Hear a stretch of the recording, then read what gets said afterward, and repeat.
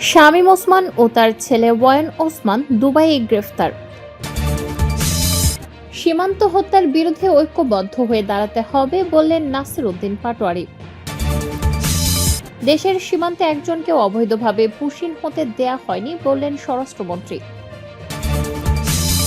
বিএনপির সার্বভৌমত্বের পক্ষে থাকলে এনসিপি তাদের সঙ্গে থাকবে বললেন সার্জিস আলম। স্বরাষ্ট্রমন্ত্রী অতি তৎপরতা নিজ মন্ত্রণালয়ে দেখালে দেশবাসী উপকৃত হতো বললেন রুমিন ফারহানা। সর্বশেষ জানাবো, পুলিশের ধাওয়ায় পণ্ড আওয়ামী লীগের মিছিল, আটক 5। শিরোনাম শুনলেন, এবারে বিস্তারিত। সীমান্ত হত্যার বিরুদ্ধে ঐক্যবদ্ধ হয়ে দাঁড়াতে হবে বললেন নাসির উদ্দিন পাটোয়ারি। মৌলভীবাজারের কুলাউড়া উপজেলার শরীফপুর সীমান্তে ভারতের সীমান্তরক্ষী বাহিনীর গুলিতে নিহত বাংলাদেশি তরুণ মুজিব আলীর পরিবারের কথা তুলে ধরে জাতীয় নাগরিক পার্টির মুখ্য সমন্বয়ক নাসির উদ্দিন পাটোয়ারি সীমান্ত হত্যার বিরুদ্ধে সবাইকে ঐক্যবদ্ধ হওয়ার আহ্বান জানিয়েছেন। তিনি বলেন, 21 বছরের একটা যুবক তার বাসায় গিয়েছে, 12 মাসের একটা বাচ্চা আর 19 মাসের আরেকটা বাচ্চা আসবে যাকে বিএসএফ হত্যা করেছে। আপনারা কি সীমান্ত হত্যার বিচার চান না? সীমান্ত হত্যার বিরুদ্ধে ঐক্যবদ্ধ হয়ে দাঁড়াতে হবে। শুক্রবার 26শে জুন বিকেলে কুলাউড়া উপজেলার শরীফপুর ইউনিয়নের চাতলাঘাট বাজারে সীমান্ত হত্যার প্রতিবাদে আয়োজিত এক সমাবেশে তিনি এসব কথা বলেন। সমাবেশের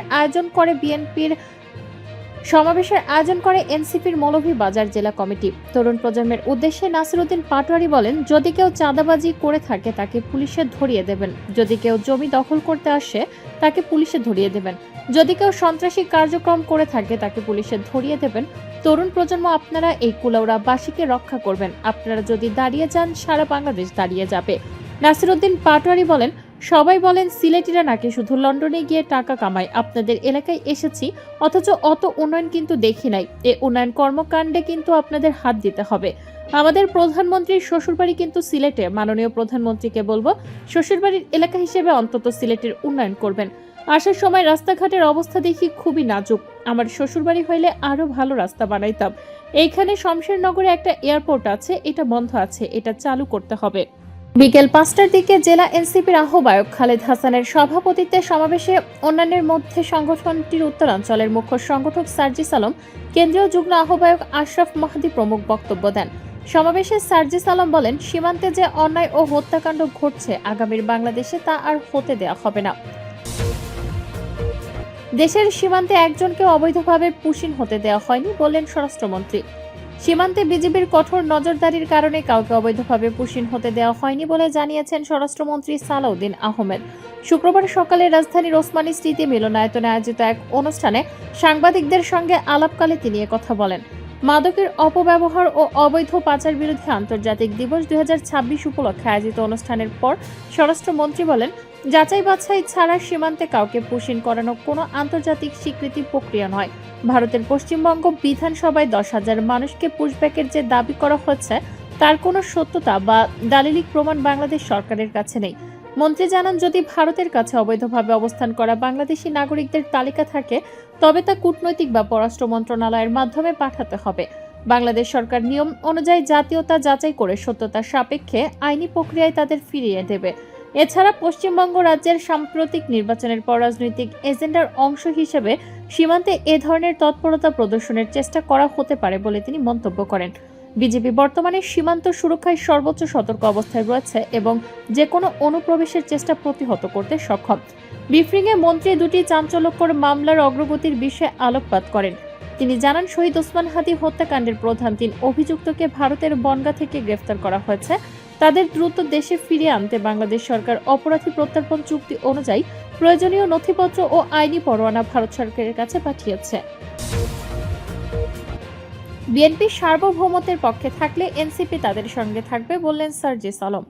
মৌলভীবাজারের কুলাউড়া উপজেলার দণ্ডগ্রাম সীমান্তে সম্প্রতি ভারতের সীমান্তরক্ষী বাহিনীর গুলিতে নিহত মুজিব আলীর বাড়ি পরিদর্শন করেছেন জাতীয় নাগরিক পার্টির মুখ্য সমন্বয়ক নাসির উদ্দিন পাটোয়ারি ও মুখ্য সংগঠক সার্জিস আলম।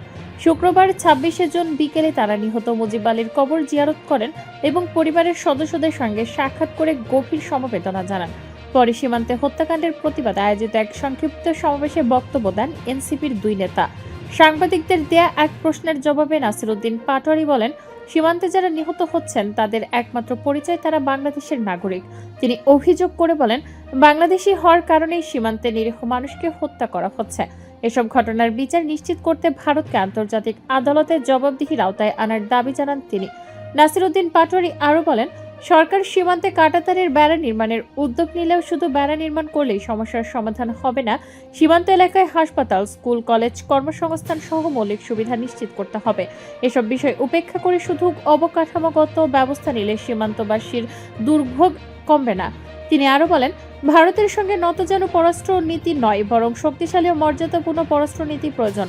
একই সঙ্গে সীমান্তরক্ষী বাহিনী বিজিবিকে আধুনিক অস্ত্র, টহল যান, অবকাঠামোগত সুবিধা এবং উন্নত বেতন কাঠামোর মাধ্যমে আরও শক্তিশালী করার দাবি জানান তিনি বলেন, এনসিপি রাষ্ট্র পরিচালনার দায়িত্ব পেলে সীমান্তে নিহতদের পরিবারের ক্ষতিপূরণ দেওয়া হবে।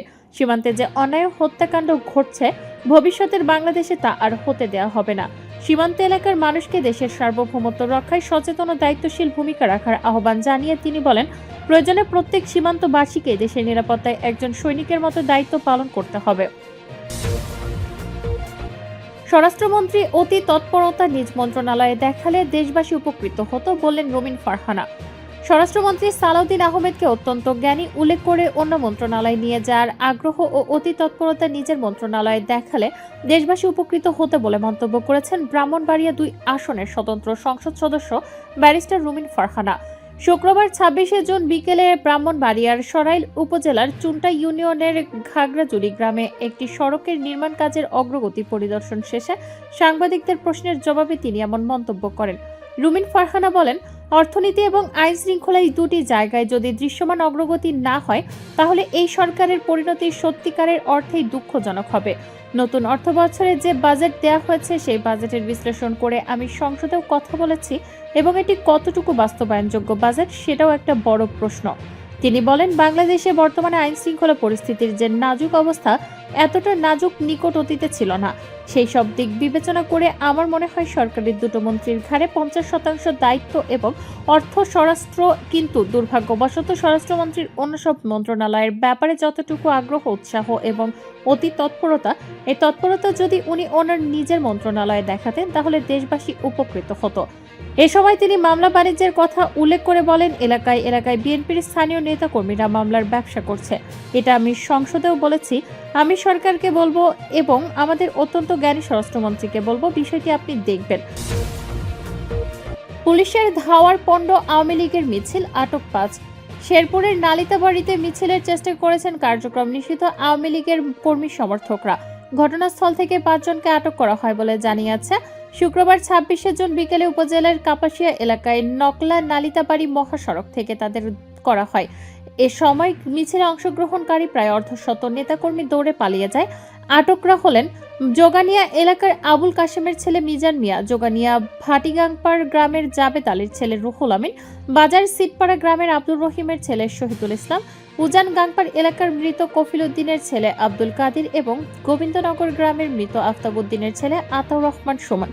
পুলিশ জানায়, কার্যক্রম নিষিদ্ধ আওয়ামী লীগের সমর্থনে বিকেল 3টা থেকে প্রায় অর্ধশত কর্মী সমর্থক কাপাসিয়া এলাকায় মিছিল বের করে। খবর পেয়ে পুলিশ ঘটনাস্থলে অভিযান চালালে অংশগ্রহণকারীদের মধ্যে থেকে মিছিলে অংশ নেওয়া 5 জনকে আটক করা যায়। তবে পুলিশের উপস্থিতি টের পেয়ে মিছিলে থাকা অন্যরা দ্রুত ঘটনাস্থল থেকে পালিয়ে যায়। নালিতাবাড়ি থানার ওসি মোহাম্মদ আশরাফুজ্জামান বিষয়টি নিশ্চিত করে জানান, এ ঘটনায় মামলা দায়েরের প্রস্তুতি নেওয়া হচ্ছে। ঘটনাস্থল থেকে 5 জনকে আটক করা হয়েছে, তাদের বিরুদ্ধে আইনি ব্যবস্থা নেওয়া হচ্ছে।